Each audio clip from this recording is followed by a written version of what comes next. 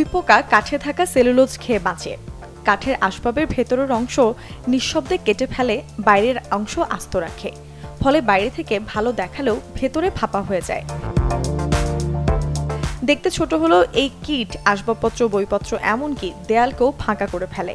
ক্ষতি টের পাওয়ার আগেই অনেক সময় জিনিসপত্র পুরোপুরি নষ্ট হয়ে যায়। নিমতেল উইপোকার বিরুদ্ধে সবচেয়ে কার্যকর। নিয়মিত আক্রান্ত জায়গায় নিমতেল স্প্রে করলে উইপোকা ধীরে ধীরে নির্মূল হয় এবং তাদের বিস্তারও কমে। আধা লিটার পানিতে ফিটকিরির গুঁড়ো মিশিয়ে স্প্রে করলে কয়েকদিনের মধ্যেই উইপোকা অদৃশ্য হতে শুরু করে। এর তীব্র গন্ধ তারা সহ্য করতে পারে না। এর ফলে উইপোকা ঘর থেকে সম্পূর্ণরূপে অদৃশ্য হয়ে যায়।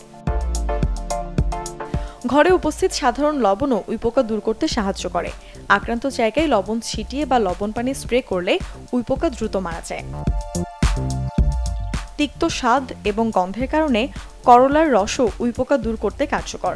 কয়েকদিন নিয়মিত স্প্রে করলে উইপোকা ঘর থেকে একেবারেই সরে যায়। ভিনেগার ও লেবুর রস মিশিয়ে দ্রবণ তৈরি করে আক্রান্ত জায়গায় ছিটিয়ে দিন। 2 দিন পরপর ব্যবহার করলে উইপোকা নির্মূল হবে। খেয়াল রাখুন ঘরে যেন পর্যাপ্ত আলো বাতাস চলাচল করে। কোথাও পানির ফুটো থাকলে সাথে সাথে মেরামত করুন। কাঠের আসবাবপত্র নিয়মিত রোদে দিন। Desk report, channel 24।